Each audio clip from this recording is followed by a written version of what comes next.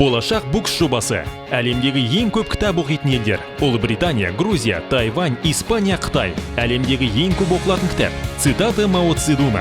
Мао Цзэдун 820 миллионнан астам данасы бар. Әлемдегі ең үлкен кітапхана. ақш Конгресінің ғылыми кітапханасы. Кітапханалар алғашқы рет ежелгі шығыста пайда болды. Ең ежелгі жұмыс істейтін кітапхана қасиетті Екатеринаның Синай монастырінде орналасқан. Әлемдегі ең әдемі кітапхана Австриядағы Адмунд аббатсында орналасқан. Әлемдегі ең алғашқы қоғамдық кітап сөрелері 90-шы жылдары Германияда ашылған. Қазақстандағы ең көп оқылатын кітаптар: Ильяс Есенберлин, Көшпенділер, Михаил Лабковский, Хочу и буду, Принять себя, Полюбить жизнь и стать счастливым, Джоан Роулинг, Гарри Поттер. Қазақстандағы ең үлкен кітапхана Қазақстан Республикасының ұлттық кітапханасы. Қазақстандағы ең әдемі кітапхана Қазақстан Республикасының ұлттық академиялық кітапханасы. Қазақстанда алғаш рет қоғамдық кітап сөрелері 2017 жылы ашылды. Болашақ қауымдастығы Болашақ букс жобасын ұсынып, сөрелерді елордамызда орнатты. Қазақстандағы алғашқы кітапхана Отырар қаласындағы кітапхана. Өкінішке орай қазіргі кезге дейін сақталмады. Қазақстанда алғаш рет жарық көрген кітап. Алғашқы кітап 1879 жылы жарық көрді.